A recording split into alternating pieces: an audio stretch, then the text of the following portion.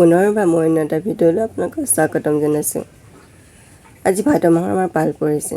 5 ঘৰ মিলাই দিনত নামঘৰটো মুচি আহিলোঁ। ৰাতিলৈ আমি 3 ঘৰ মিলাই শৰাইখন দিওঁ বুলি ভাবিলোঁ। পিছে চাহৰ লগত কিবা এটা খুৱাব লাগিব ন, ঘুগুনিকে খুৱাওঁ বুলি ভাবিলোঁ। ঘৰতে বইল কৰি নিছোঁ ঘুগুনি। তাত বৰ্তা আৰু দাদাই ঘুগুনিখিনি লৈ গৈছে, শৰাই বস্তু লৈ গৈছে, নামঘৰতে তেল মাৰিব।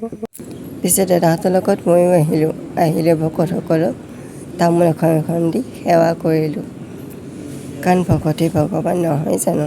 বৰ্তমান সকলো ভকত নাই অহা, পিছে সকলক পাইছোঁ সকলোকে দি আহিছোঁ। এই সকলোবোৰ যে দেখিছে, এয়া দাদা, নবৌ, বৰ্তা, ববৌ, বা সকলোবোৰ পাছফালে ৰৈ আছে। সকলোবোৰে পাছফালে কাম কৰি আছে। এই মোৰ পাছফালে যে দেখিছে ভকতে তেল মাৰি আছে ঘুগুনি।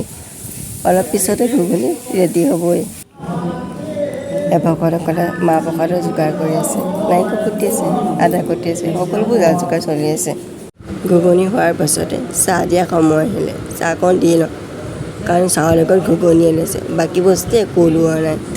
খুৰী, নবৌ, দাদা সকলোবোৰ চাহ দিয়ে ব্যস্ত হৈ পৰিলে ভকতসকলক। পিছে এনেকুৱা পাল আমাৰে পৰা নাই, সকলোৰে পৰিব। 5 ঘৰকৈ ভগাই দিছে। সকলোৱে ভকতক শুশ্ৰূষা কৰিবলৈ পাব। সঁচাকৈ আমাৰ কুমাৰপতি ৰাইজ কম ভাগ্যৱান। ভাদ মাহত ক'লৈকো যাব নালাগে, আমাৰ গাঁৱৰ নামঘৰতে ভকতক শুশ্ৰূষা কৰিবলৈ পাব। ভকতসকলে হোৱাৰ পাছতে আমি সকলোৱে খাবলৈ ল'লোঁ ঘুগুনি আৰু চাহ। তাৰপৰা আকৌ প্ৰসাদ দিলে। সকলোৱে প্ৰসাদ লৈ মুখ আগত ৰৈ আছে। মই কৈছোঁ খা আকৌ, আশীৰ্বাদ দিলে নহয়। পিছে মোৰ ভাগটোকো এয়া প্ৰসাদ খাই কোনে কোনে ভাল পায় কমেণ্টত জনাব।